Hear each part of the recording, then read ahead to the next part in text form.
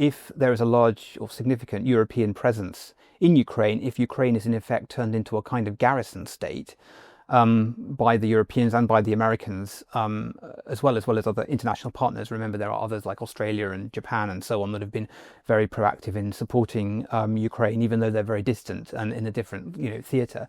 That Putin will have failed. I think largely he has already failed, because his initial gamble was to seize Kyiv, decapitate the government of Volodymyr Zelensky, and seize control of all of Ukraine as quickly as possible. Now that didn't happen. Hello and welcome to Frontline for Times Radio. I'm Louis Sykes. Today we're joined by James Rogers, co-founder and director of research at the Council on Geostrategy. James, thank you very much for joining us today. Good to be with you. Following the capture of 2 Chinese soldiers in Ukraine on Tuesday, President Zelensky says 155 Chinese nationals are fighting for Russia in Ukraine. I mean, this whole appearance of Chinese nationals fighting in the Russian military, is this an escalation, or are these just mercenaries, foreign volunteers that you would find in any conflict? Yeah, we know that there have been a number of mercenaries that have been enlisted into the Russian military and have come to serve for a variety of purposes, financial and perhaps otherwise. It's not clear at this stage whether they have been sent there at the behest of the Chinese Communist Party, that's to say the government of the People's Republic of China. That would be a potentially significant escalation, although we also know that there has been a great deal of support from China for Russia, both diplomatic but also military, industrial, and then of course also economic, for Russia's war. So I wouldn't be unsurprised to see Chinese forces there. The question is whether they are there of their own volition, or whether they are there because the Chinese state has sent them. I suppose there is another option here, and that is that the Chinese state has sent military advisors to assist Russia, or even advisors that are there to learn from Russia's war, and also the war that Ukraine is, the defensive war that Ukraine is conducting, to feed that information back to the People's Liberation Army in order to find out about modern warfare. And how concerned should the West be then about what China could learn from this war? I mean, there's a lot of modern Western equipment now being used in Ukraine, isn't there? Yeah, I think the Chinese, the People's Liberation Army and its Navy and Air Force, the whole Chinese military has been trying to modernize and catch up with the United States and other major Western powers over the last sort of 10 to 15 years. And we've seen a really significant increase in Chinese military capability, as well as its enlargement. I mean, it's being said quite frequently that the Chinese Navy is now the world's largest in terms of the number of ships. There's almost a wall of warships that now confront the United States and its allies across the Pacific. And these have become increasingly advanced. The same applies to the Chinese Air Force. I think what the Chinese would be most interested in is the advent of forms of drone warfare and how that might affect their own forces. They've also moved towards very large or larger platforms over the last 10 to 15 years that are more sophisticated and capable, but drone warfare has potentially negated some of those capabilities by using relatively cheap equipment to destroy or knock out the enemy, and we've seen that quite acutely in Ukraine, in relation to both Ukraine and Russia, and we've also seen Western technology assisting the Ukrainians, Ukrainian technology coming on in leaps and bounds, and the battlefield tactics that have been deployed as well. I'm quite certain that they would be very keen to learn about all of those things in one sort of big go. And what does this say about the wider support for Russia by China? So China has been, the level of support that it has provided Russia has been quite extensive. It's been primarily diplomatic.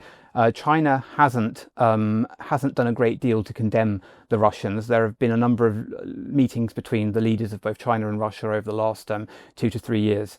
In the kind of halls of power, halls of international power, the international organizations such as the UN and others, China has, to no small extent, been one of Russia's leading, advocates. And this is all the time when China makes a big thing out of, state sovereignty, the importance of non-intervention, and what they call the problem of Cold War thinking in Western societies, particularly the United States, but also others like Australia, Japan, and some European countries, Britain and France probably chief among them.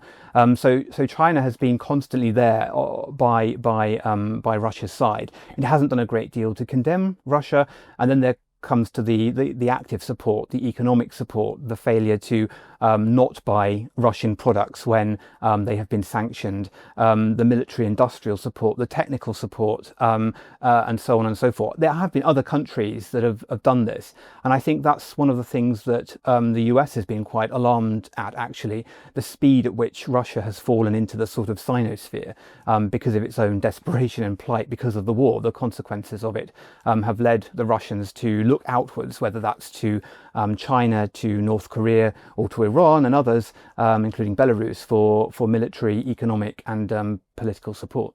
Could the Kremlin not land itself in an element of trouble here with Beijing for recruiting Chinese citizens so aggressively? You know, China on the hot seat internationally, this draws attention. I should imagine that the Americans are looking at this, particularly under the current administration of Donald Trump. Donald Trump and his administration have been very keen and very interested in what China has been doing. They saw China as a major strategic threat during the previous Trump presidency, and to some extent US military and global engagement was recomposed to focus on China, particularly in the Indo-Pacific. This has been a long-running theme going all the way back to the first Obama presidency, with the so-called pivot towards the Indo-Pacific, and the Americans adopting the Japanese concept of the Indo-Pacific as a kind of framing idea. So I should imagine they're looking at this quite with interest. Having said that, of course, there is the other possibility that the Ukrainians know that the Americans are very keen and want to know more about China and are concerned, and therefore this sticks very well with the narrative projection on their part, that the Americans will now take a greater interest in the current administration will take a greater interest in the current war because it fears Chinese involvement, and therefore it will begin to look at the strategic situation differently than it has in the last, let's say 1.5 months, particularly since the Trump administration took power and took a very different approach to the war than did its successor. So its predecessor. Yes, and as you say, Trump is currently waging this trade war with China. He has a tendency to just kind of read the headlines on these things and act. Is this then the kind of thing that really could drag Trump back onto, or America back onto, Ukraine's side? Yeah, that's a really interesting question, and I think there's some division in the United States within the new administration and the strategic kind of intellectuals that are shaping it. So there have been, I think, three main ways of looking at this. One is that, and I mentioned it earlier, that is that the Americans need to slow down the speed at which Russia falls into the sort of sinosphere, and therefore enlarges or compounds China's power. So that's one way of looking at it. Another way of looking at it, which is connected, is that the US wants to drive a wedge, or ensure that there's a wedge driven in between Russia and China to stop them combining to amplify China's power. And then the third way is to look at this in a more conventional way, which is what the Biden administration did, and that's to say that the Indo-Pacific and the Euro-Atlantic have become increasingly interwoven with one another, so you can't ignore one without focusing on the other. Yes, for the Americans, the Indo-Pacific may be the centre of gravity, and that's going to accelerate, I think, over the next few years or even decades, because the economic centre of gravity is moving there, the strategic centre of gravity is moving there, all related to China's rise. But there's also this understanding that China has interests beyond the Indo-Pacific. It's trying to become something of a global power. It has a Belt and Road Initiative, or a number of different initiatives that have been captured by that, that sort of signifier. And ultimately, Europe is, an area of interest because of the trade interest between the two regions, and therefore China has been reaching out towards Europe. So you can't ignore the Euro-Atlantic if you're thinking about China anymore. You might have been able to do that 10, 15 or 20 years ago, but not so much today. Now, the Biden administration embraced that idea. It was put forward by both Britain and by Japan, but it's not clear. It hasn't been clear to me whether the Trump administration has done the same thing. Now, if there is a clear and decisive marker of Chinese intervention in Ukraine on Russia's side, and there is, of course, as we've just described, a lot of background and quite direct Chinese support for Russia, then I think that would definitely raise American hackles and may help to shift the dial in Ukraine's favour. However, the alternative to perspective, slowing down the speed at which Russia falls into the Sinosphere and driving a wedge between the two, or ensuring there is a wedge driven between the two, those are very powerful ideas, I think, in Washington and are gaining ground. On that idea of bringing Russia back into the fold, perhaps, as it were, or at least trying to keep them somewhat further away from China. US-Russian delegations met yesterday, I believe, in Istanbul to discuss the normalising of diplomatic relations, not wider relations necessarily, but just, the idea that they should start to talk more, perhaps. But is that enough? Are talks progressing anywhere meaningful on Russia and Ukraine? Well, there are two sides of this. So there's the talks that have been happening in Istanbul, and then there's the talks that have been happening in Riyadh. So the talks in Riyadh are more related to the strategic situation in Ukraine and US interests there. The talks in Istanbul are more about the normalization of diplomatic relations from an operational standpoint. Now, under the previous Biden administration, as the administration tried to constrict or restrict and isolate Russia, turning it into almost a pariah state, a number of different measures were taken to restrict, close down, and make it very difficult for Russia to operate in the United States and indeed globally. So I think these negotiations in Istanbul are aiming to open up a little bit again. Now, both sides have said overnight that they've gone favourably, they've gone positively. I don't think there have been any concrete decisions announced yet. There have been a number of diplomatic missions, Russian diplomatic missions, that have been restricted in the United States. There have also been some restricted in Moscow, American ones, and also, as with other Western diplomatic personnel, they've been intimidated in Moscow by various groups, by state interventions. The British have experienced this, I think, the Germans, the Poles and others.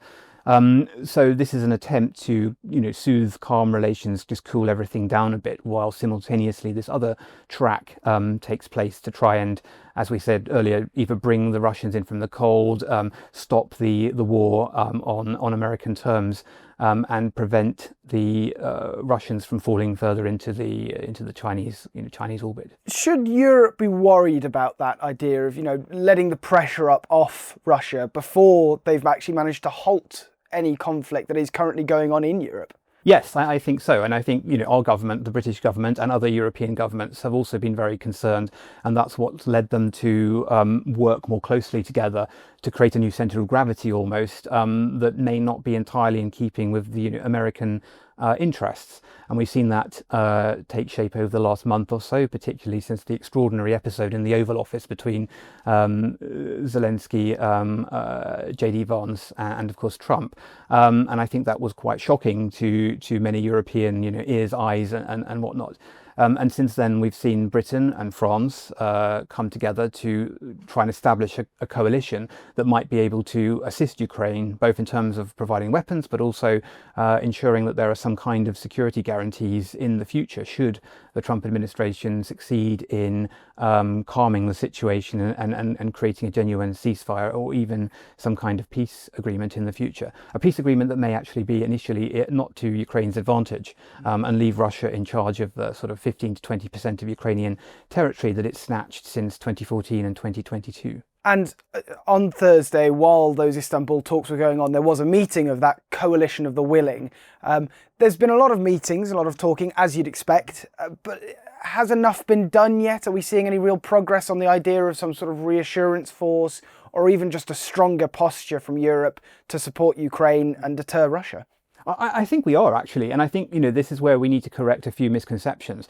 The Europeans have done, Britain included, have done more than the United States to support Ukraine in terms of providing overall financial assistance, helping with the refugee flows, and even providing military weaponry. There's been a greater amount come from Europe in terms of overall financial total than from the United States. And the UK in particular has been through many different administrations within the Conservative Party, but also the Labour Party, has been at the vanguard of that, providing weapons at the right time, providing it in such a way that it encourages others in Europe and beyond to provide support, changing the strategic dynamics on the ground by allowing, for example, or encouraging others to allow their weapons or Western weapons to be fired deep into Russia to take out out various command nodes, military industrial infrastructure, communication systems, and things like that. So the Europeans have been very proactive, and I think, frankly, Trump is wrong to say that the US has played, the key role here, and let alone some of the extraordinary figures that he's suggested of, like, 200, $300 billion in support. There's no evidence of that, according to most international observers, particularly the Kiel Institute in Germany, which has been actively trying to measure how much support different countries have provided to Ukraine since the war restarted back in 2022. So I think the Europeans have been very proactive, and I think they've become more proactive. So just after the Oval Office incident, Prime Minister Starmer brought about a kind of coalition of the willing. This had been talked about last year, although normally quite quietly, but then it came to fruition. And initially there were around 15 countries that were part of this coalition, although there was no clear determinant in terms of what they would provide. But there has now been, I think, over the last few weeks, month or so, there has been a clear idea that has taken shape in terms of what this coalition might be able to do. And one of the things is that it would provide some kind of, it has been called a peacekeeping force. I think that's not the right term for it. And I think the Defence Secretary, the British Defence Secretary last night said that this is not what we're envisaging. What's being envisaged is something more like a reassurance force or a deterrence force that will go into Ukraine at the behest of the Ukrainian government, that will be formed of a number of different countries. There are currently, I think, around 30 that have subscribed to this coalition. Some will provide far more than others. I think the countries on the eastern flank of the alliance of NATO are a little concerned that if they provide troops to Ukraine, that will then open up the alliance to potential Russian incursions, whether that's in the Baltic states or Poland. Poland is very worried about Belarus and what it might do at Russia's behest to complicate the strategic picture. But the countries in Western Europe, the larger ones, Britain, France, Germany, particularly Britain and France, because they are nuclear powers and therefore, peers of Russia in that sense, they have the means to provide some deterrent force. Now, what that looks like, it's still unclear, but reports have been that it will be something in the region of 15 to 30,000 strong, primarily focusing on the sea and the air, so to provide the enablers that Ukraine currently lacks. Remember that Ukraine has quite a powerful ground force that is drawn down or really forced Russia to grind up, and there hasn't been a significant increase in the territories that Russia has taken from Ukraine in over a year. So there's quite a powerful ground force there, so there wouldn't necessarily need to be large numbers of troops deployed on the part of the Europeans. But what they could do with is, or what the Ukrainians could do with is, land and sea and air support, as well as other enablers that the major Western European powers have. Having said all of that, the Europeans and the British particularly have been very clear that they expect an American backstop should this go in, and it's been unclear to date as to whether the Americans will ultimately provide that. Now, if the Americans say no, we're not going to do that, you're on your own, then the question becomes, A, can we do that? Can the Europeans provide it without an American backstop? And B, will they do it? There are certain capabilities that the Americans can provide that we just lack in the volume required to have strategic or operational effect. But I think the concern that's been out there that Russia is a major nuclear power and the Europeans less so, I'm less concerned about that, because even if Russia has several thousand nuclear weapons, they can't all be deployed, and in any case Britain and France both have the capacity to wreck most of Russia's major population centres. So when you have that capability, it doesn't really matter anymore. And how major of an issue would that be for Putin, given his overall aims in this conflict, if the end of the Ukraine war is NATO aligned, at least, troops in Kyiv, on the ground, in the Black Sea and in the air over Ukraine?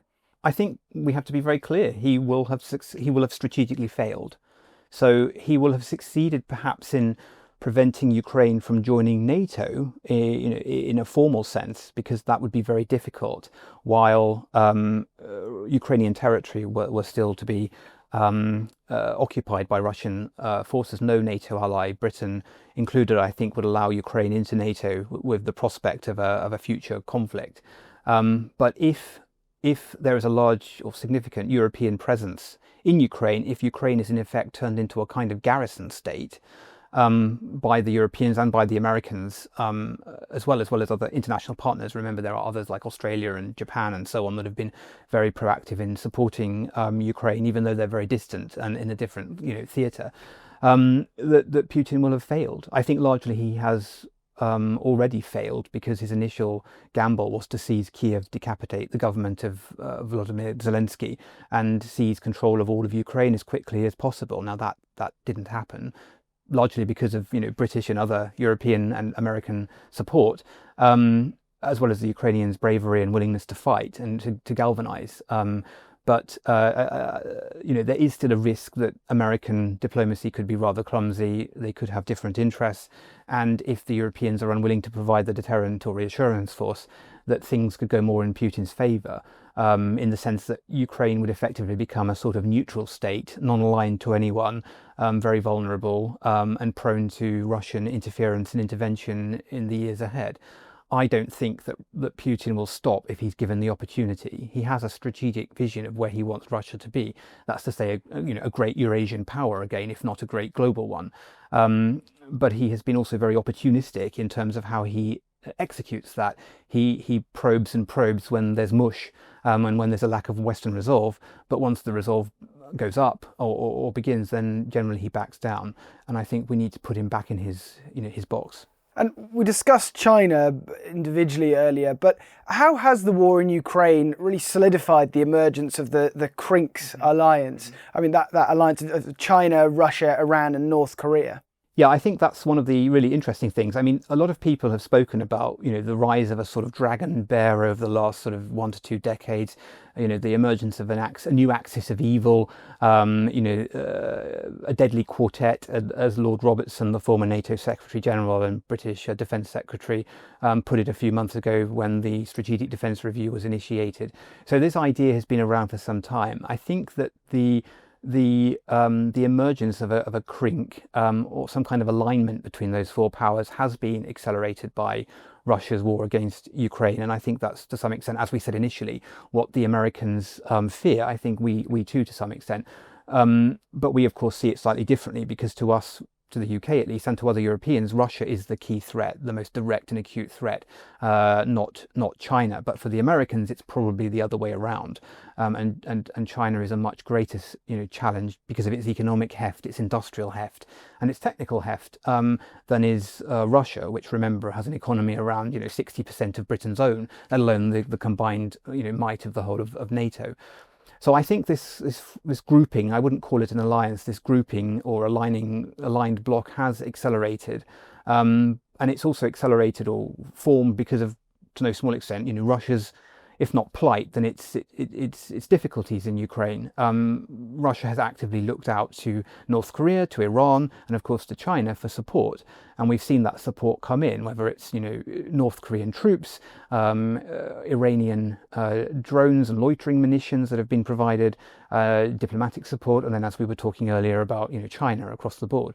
So there is such a thing. I think that the 4 countries generally are in alignment with one another. They want to break down and degrade elements of the prevailing world order, or to capture them and to control them, and they all seek to make the world safe for their political systems, because they fear the dynamic democratic cultures of countries like the UK, the US, France, Germany, and whatnot, as well as those along the eastern flank of the North Atlantic Alliance, because the Russians might start asking, or the Chinese might start asking, and others, why can't we have this standard of living? Why can't we have this? And they want to squash that and make it less tenable. So there's a shared set of interests there.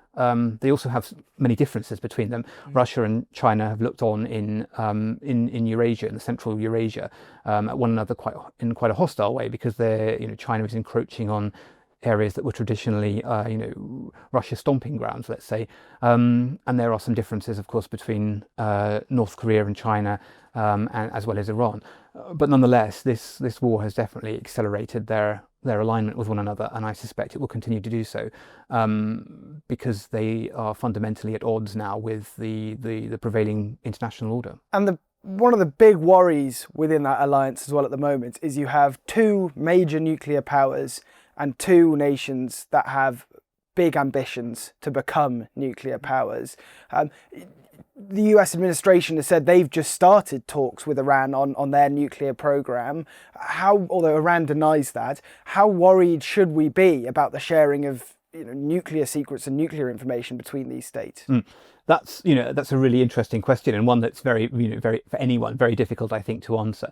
So it depends on how volatile the international order becomes, and how I suspect ultimately how the Chinese feel that they'll be able to keep countries such as North Korea and Iran on a sort of leash. I mean, remember that China is a lesser nuclear power than either Russia or the United States, and North Korea is a nuclear power. It has a limited nuclear capability. Iran, not yet, but it could feasibly become so within our lifetime if it really wanted to. It's not so difficult to develop nuclear weapons as it used to be, and if North Korea can do it, then many others could do it as well. It requires resolve, capability, and just the sheer sort of bloody mindedness to make it happen. I don't think that either Russia or China would want Iran to become a nuclear state at this stage, but if it became in their interest to do so, to either constrain the Americans, to constrain the Europeans, or just to make things that little bit more difficult, I don't think they would hesitate. I mean, it really is quite an aggressive world out there right now, and I think we need to give more, pay more attention to that. Well, I was going to say, you spoke there about volatility. I suppose that means we should all be fine as long as there's no one in the White House who's a particularly volatile character. But do you think Donald Trump and the administration around him recognises that those common objectives of the CRINCS nations? If I come back to where we started, I think not necessarily, because, well, I think yes and no. So yes, as we said, there's a desire to either pull the Russians away, slow down the speed at which they align with China, but there may be a difference in how you go about doing that. So one way is to think of the Indo-Pacific and the Euro-Atlantic as a combined, grand theatre, as we did at various points in history, and say that if one thing that happens in one zone may have an impact on the other, and the major democracies, the United States, Britain, Japan, Australia, the sort of the G7 countries plus have a legitimate interest and a need to work together to constrain these sorts of authoritarian states and to prevent them from running amok or challenging the status quo. So that's one way you can do it. The problem for the Americans is they look on at many of their allies and they see lackluster defense spending for many, many years. They see a lack of capability. They see, a number of different problems. So we can't blame the Americans for all of this. The Europeans, the Japanese as well, the Australians, they've all held their defense spending down to sort of 2 or even 1%, 1.5% of GDP over the last, 15 to 20 years even. And that's had a huge strategic effect on their ability to defend themselves, to protect their interests, and just to be taken seriously when countries such as China, Russia have either rearmed or are undergoing substantial military modernization programs. So that's one way of looking at it, that the democracy should come together. The other way is to say, and that may be where the Americans now are, these countries, these democratic countries, they are our allies, and we don't wish them, necessarily harm as such. But at the same time, we have our own interests, and we need to pursue those really aggressively because the strategic situation has become so volatile. And that has been, I think, where the Americans have been going under the Trump, administration. Whether they change tack and start to think, well, actually, we have some interests that go beyond our immediate, vicinity of the Indo-Pacific, is the key question. We have to convince them, I think, that is the case, and that's going to be quite a long, drawn-out process. And it's not just us; it's the Japanese, the Australians, the other European countries. But we also need to put our money where our mouth is, and that's to say, increase defence spending, and to be taken seriously again, and want to be taken seriously again. And that goes way beyond 2.5% or even 3% of GDP. During the Cold War between 1949 and 1989, the average spend for the UK during this period was 6.4%. This makes the current debates look like small potatoes. I'm not saying that we need to go up to that level again, because the Soviet Union was a serious strategic threat and it was very direct and immediate. But we do need to go higher than we are. and put in place a long-term plan over the next 10 to 15 to 20 years to realise that, and to do that in a way that's coordinated with our allies and partners, particularly in Europe, but also the AUKUS states in Japan, to ensure that the democracies come out at the end of this period of volatility on top. Well, as you say, James, it looks like we're at the start of this, not the end. So I'm sure we'll chat more about this in the future. But thank you very much for joining us today on Frontline. Thank you. You've been watching Frontline for Times Radio with me, Louis Sykes. If you'd like to be the first to get exclusive content, you can sign up for membership with the link below. You can also listen to Times Radio for the latest news and analysis, or read it on thetimes.com. Thanks for watching. Goodbye.